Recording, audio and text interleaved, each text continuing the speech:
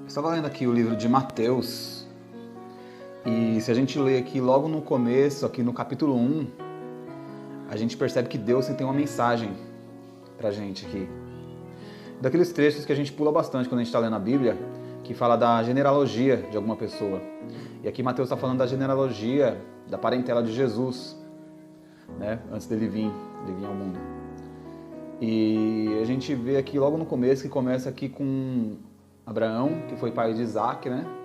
Isaac foi pai de Jacó, Jacó foi pai de Judá, né? E até chegar aqui, filhos e filhas, até chegar em Tamar. E a gente sabe que Tamar era uma prostituta, né?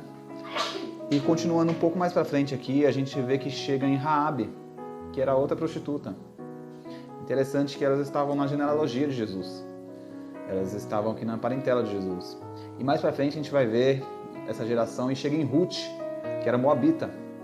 E moabita eram pessoas inimigas do povo de Israel, inimigas do povo de Deus, né? E algumas gerações depois a gente vê que chega em Salomão. Salomão foi um homem, foi um rei, que ele errou bastante, se desviou da presença de Deus. Ele se relacionou com mais de 1000 mulheres, e muitas dessas mulheres eram de povos inimigos do povo de Deus. E quem foi Salomão? Salomão foi filho de Betseba, aquela mulher que ela teve um caso com Davi, com o rei Davi, mesmo quando ela era casada. E Davi, ele pegou e mandou o marido dela para frente de uma batalha, propositalmente para ele morrer, para poder encobrir esse pecado de que ele se relacionou com Betseba. E a gente continuando a ler aqui, a gente chega até em Jeconias, que foi um rei amaldiçoado. Deus usou aqui Jeremias para amaldiçoar o rei Jeconias, né? E esse rei, ele está na parentela de Jesus também aqui. Se a gente continuar lendo aqui, a gente vê que não se salva um. Ou a gente começa a perceber que Deus, ele tem uma mensagem aqui pra gente. O nome Jesus, os nomes na Bíblia têm significados. O nome Jesus significa Deus é salvação. A gente percebe que Jesus, ele foi o meio que Deus usou para resolver esse problema do pecado, que começou lá no começo, lá no Jardim do Éden, quando Adão e Eva erraram. E esse pecado foi continuando, né, pelas gerações, e assim fez de nós todos pecadores. Mas Jesus, ele veio dar um fim para isso. Ele foi a solução para tudo isso. E o próprio Mateus, que escreveu esse livro, escreveu essa parentela aqui, essa genealogia, ele era um cobrador de impostos.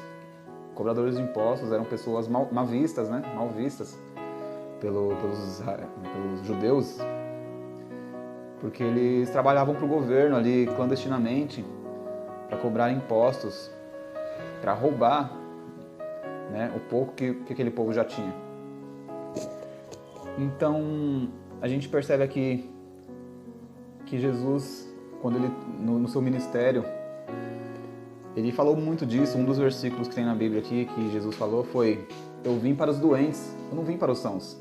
O que Jesus estava querendo dizer ali é que eu vim para os pecadores, eu vim chamar os pecadores, né? Assim como eu e você. Então muitas vezes a gente pode pensar assim: a gente não pode entrar na presença de Deus. Quem sou eu para entrar na presença de um Deus santo? Só que esse é o recado de Deus pra gente, no meio aqui, já no comecinho do livro de Mateus. Deus, ele veio resolver esse nosso problema, esse nosso pensamento, de que nós somos indignos de entrar na presença de Deus. Porque se fosse por meio das nossas obras, se fosse por meio das coisas que a gente faz ou deixa de fazer, nenhum seria digno de entrar na presença de um Deus santo. Um pecado só que nós tivéssemos seria o suficiente para nos separar de Deus, nos impedir de entrar na presença dele. Então, Jesus, ele veio resolver isso. E hoje eu quero convidar você a fazer uma oração, confessar os seus pecados para Deus. Deus, eu sou isso, eu sou aquilo, porque todos nós temos pecados. Eu sou isso, eu sou aquilo, e muitas vezes eu me sinto indigno. Fala para Deus, confessa e diga para Ele tudo que você sente e coloque nas mãos dele, porque Ele é quem pode resolver todos os problemas. assim como ele resolveu o problema de toda essa gente.